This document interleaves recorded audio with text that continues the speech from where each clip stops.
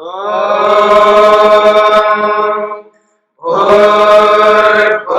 स्वः तत्सवितुर्वरेण्यं भर्गो देवस्य धीमहि धियो यो नः प्रचोदयात्।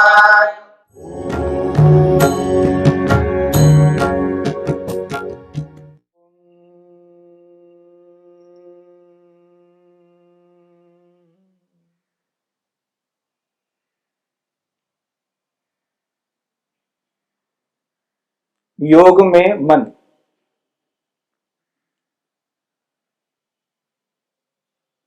योग मन के माध्यम से किया जाता है, मन को समझ करके किया जाता है, मन की अवस्थाओं को पहचान करके किया जाता है। मन की 5 अवस्थाओं की श्रृंखला में 4 अवस्थाओं की चर्चा हुई है। योगश्चित्त वृत्ति निरोध, मन के विचारों को रोकने का नाम योग है। यहां पर वृत्ति का अर्थ है विचार। हमारे मन में 2 प्रकार के विचार चलते हैं, अच्छे विचार और बुरे विचार।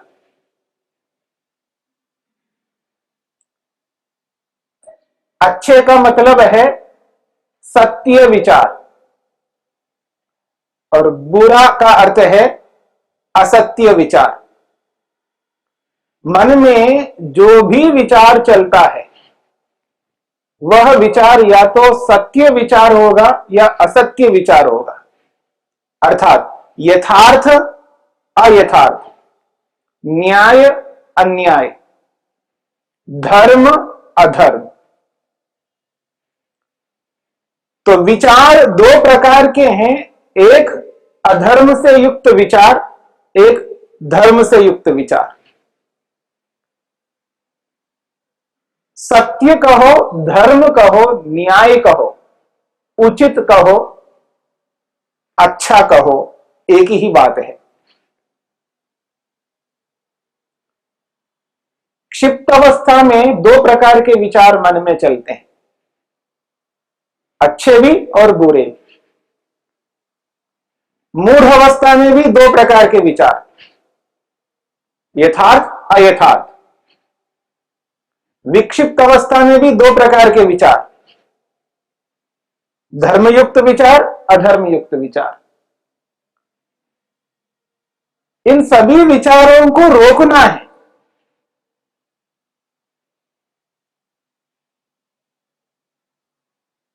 बुरे विचारों को तो रोकना ही है, पर अच्छे विचारों को भी रोकना है। दोनों विचारों को रोकने पर निरुद्ध अवस्था की प्राप्ति होती है।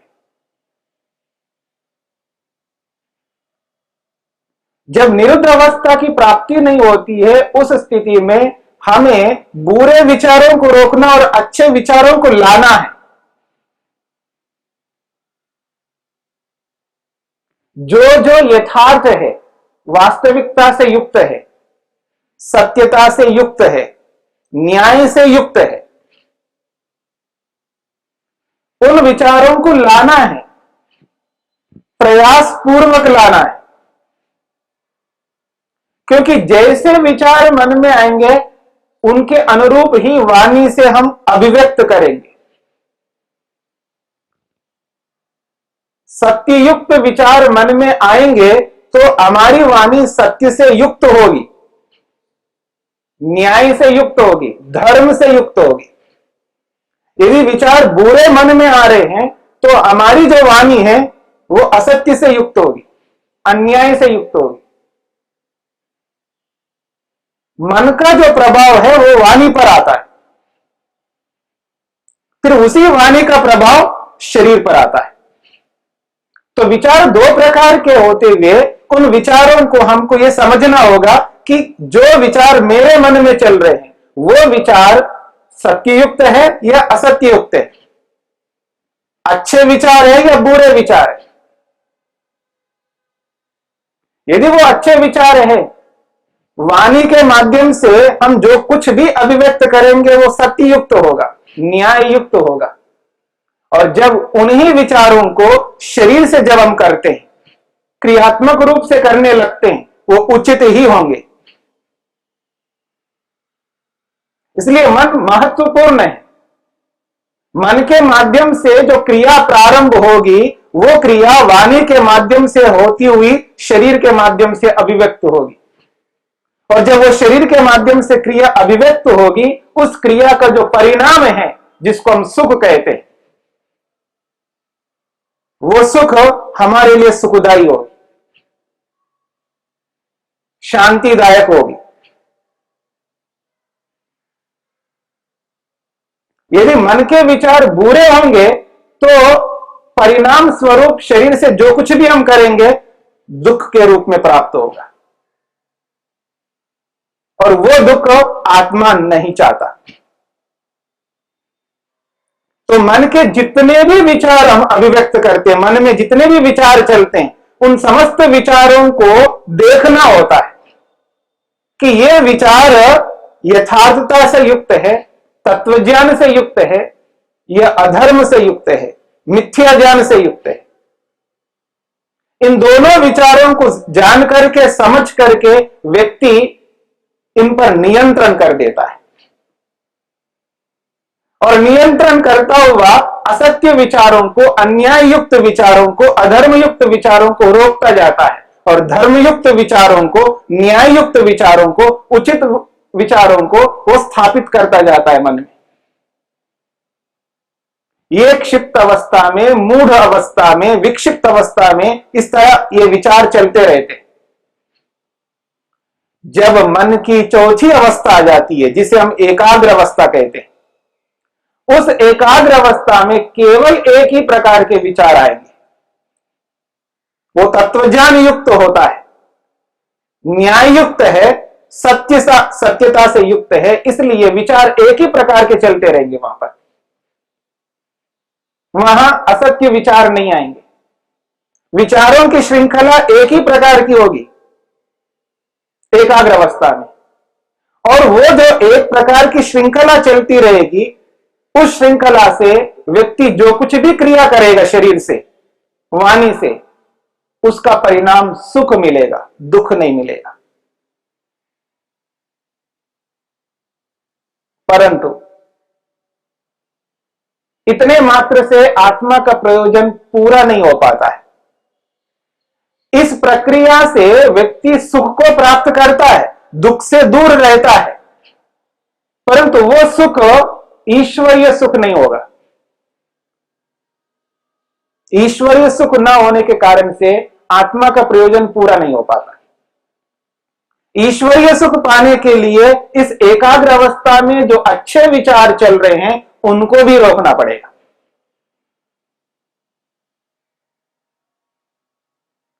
अच्छे विचार साधन है, साध्य नहीं है। निरुद्ध अवस्था तक पहुंचाने के लिए एकाग्र अवस्था के जितने भी विचार हैं वो सब के सब साधन हैं। जब साध्य मिल जाता है तो साधन रुक जाते हैं। तो निरुद्ध अवस्था में विचारों का रुकना होता है, विचार नहीं चल रहे होते, अर्थात मन काम नहीं करता, कार्य नहीं करता। यही निरुद्ध अवस्था है, मन का रुक जाना, मन का काम न करना, यानी मन में विचारों की श्रृंखला नहीं चलती, विचार नहीं आ रहे होते। यही वृत्ति का निरोध है। योगश्चित्त वृत्ति निरोधा। मन की जितनी भी वृत्तियां हैं, यानी मन के जितने भी विचार हैं, वो सारे के सारे विचार रुक जाते हैं, यानी अब मन में कोई विचार नहीं आ रहा है। मन का कार्य समाप्त, आत्मा का कार्य प्रारंभ। यह निरुद्ध अवस्था है। किसी के मन में प्रश्न आ सकता है अच्छे विचारों का तो आना आवश्यक है। बिना अच्छे विचारों के अच्छे कर्म कैसे करेंगे? प्रसंग यहां पर चल रहा है समाधि का। व्यवहार काल में अच्छे विचारों को लाना है, बुरे विचारों को समाप्त करना है। दैनंदिन कार्य में जब हम जो कुछ भी करते हैं, प्रातःकाल से उठने से लेकर के रात्रि में सोने तक जितने भी क्रियाकलाप हमसे होते हैं वो व्यवहार काल है। उस व्यवहार काल में मन में जो भी विचार आए हैं वो अच्छे आए, बुरे विचार ना आए।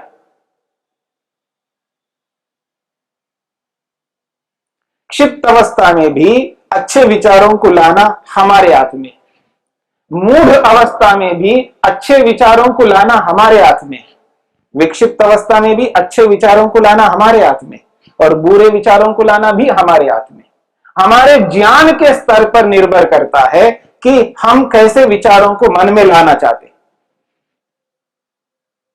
अच्छे विचारों को लाएंगे तो अच्छे कर्म होते जाएंगे, हमसे अधर्म, अन्याय, असत्य हटता जाएगा और धर्म बढ़ता जाएगा, न्याय बढ़ता जाएगा। उस स्थिति में हम व्यवहार काल में औरों को दुख नहीं देंगे,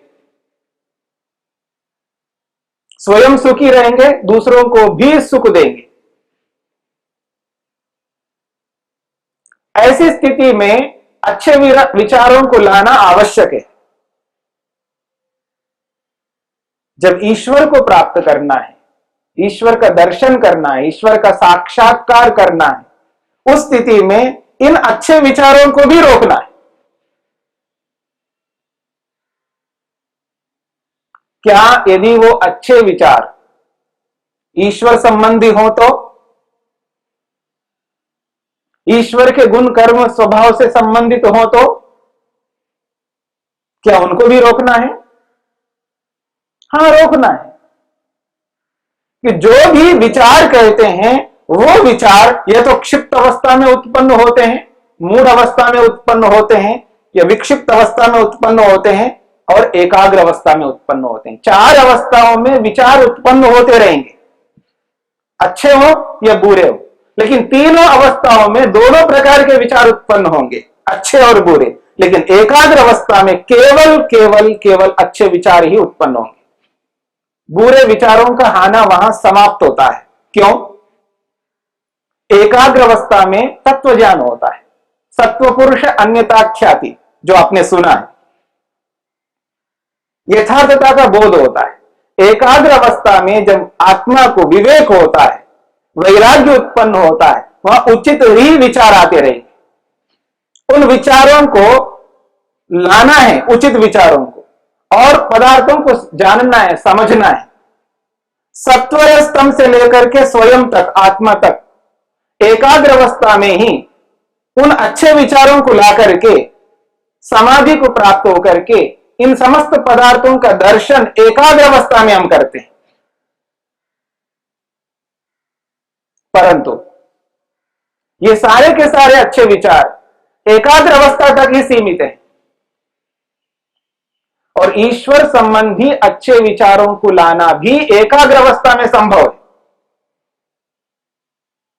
एकाग्र अवस्था में अच्छे विचारों को लाओ, जितने अधिक ला सकते हो उतने अधिक अच्छे विचारों को लाओ, जिससे एकाग्र अवस्था बनी रहे। परंतु जब निरुद्ध अवस्था की प्राप्ति होती है, उस अवस्था में वो ईश्वर संबंधी विचार हो, चाहे वो आत्मा संबंधी विचार हो, चाहे वो सत्वरज तम संबंधी विचार हो, प्रकृति से लेकर के पंचमहाभूतों तक और जीवात्मा तक कितने ही अच्छे विचार हो, पर वो एकाग्र अवस्था तक ही सीमित है। निरुद्ध अवस्था में प्रवेश करते ही विचारों की श्रृंखला समाप्त। अब विचार आने बंद हो जाएंगे, मन का कार्य समाप्त होता है, मन कार्यान्वित नहीं रहता। जब मन कार्यान्वित नहीं रहता है, रुक जाता है, तब निरुद्ध अवस्था की स्थिति आती है। उस निरुद्ध अवस्था में कोई विचार न होने के कारण से मन खाली है, खाली रहेगा। वैसे मन खाली नहीं रहता है, पर निरुद्ध अवस्था में जाकर के खाली हो गया। तब मन की क्या स्थिति होगी? उसके लिए कहा तद अवस्थम संस्कारोपगम भवति, जो आपके सामने प्रस्तुत किया था। तब केवल संस्कारों से युक्त है, केवल संस्कार। क्षिप्त, मूढ़, विक्षिप्त, एकाग्र, इन चारों अवस्थाओं में जितने भी संस्कार हमने बनाए, तीनों अवस्थाओं में दोनों प्रकार के संस्कार, अच्छे या बुरे, और एकाग्र अवस्था में केवल अच्छे संस्कार, वो सारे के सारे संस्कार मन में भरे हुए हैं। और उन संस्कारों से भरा हुआ मन बस संस्कारों से युक्त है, उसमें संस्कार ही संस्कार है और उसका कोई काम नहीं। ऐसा है, एक डिब्बा है, उस डिब्बे में कुछ भर दिया, भर करके हमने रख दिया कहीं, बस रखा हुआ है। क्या है उस डिब्बे में? जो आपने भरा है, जो भी भरा है वो उस डिब्बे में है। अब वो डिब्बा कुछ नहीं कर सकता, उन चीजों से वो डिब्बा भरा हुआ है। ठीक इसी प्रकार से हमारा मन निरुद्ध अवस्था में संस्कारों से भरा हुआ रहता है। तद अवस्थम संस्कारोपगम भवति।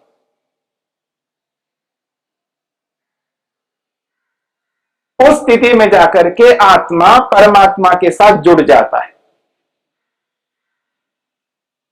तब सीधा आत्मा परमात्मा का दर्शन करता है, साक्षात्कार करता है। और वो जो साक्षात्कार है, उस साक्षात्कार को भी समाधि यहां पर कहा है, और ये अंतिम समाधि है। ये समाधि की पराकाष्ठा है। बहुत सारी समाधियां हैं, जैसे आपने सुना है संप्रज्ञात समाधि में। उन समाधियों की श्रृंखला में ये जो निरुद्ध अवस्था की समाधि है, ये अंतिम समाधि है। समाधि की ये पराकाष्ठा है, इसके बाद और कोई समाधि नहीं। इसी निरुद्ध अवस्था में ईश्वर का जो दर्शन हो रहा है, वो दर्शन आत्मा को हो रहा है। वहां उस दर्शन के बीच में मन नहीं है, इसलिए मन रुका हुआ है। मन एक ओर रुका हुआ है, संस्कारों से भरा हुआ है, एक ओर से आत्मा परमात्मा के साथ जुड़ा हुआ है, और सीधा परमात्मा और जीवात्मा का दोनों का संबंध है यहां पर। उस स्थिति में मन खाली है, उसका काम पूरा हो गया है। मन को जो करना था सो कर लिया है। भोग कराना मन का काम है, और निरुद्ध अवस्था तक पहुंचाना मन का काम है। यही निरुद्ध अवस्था है।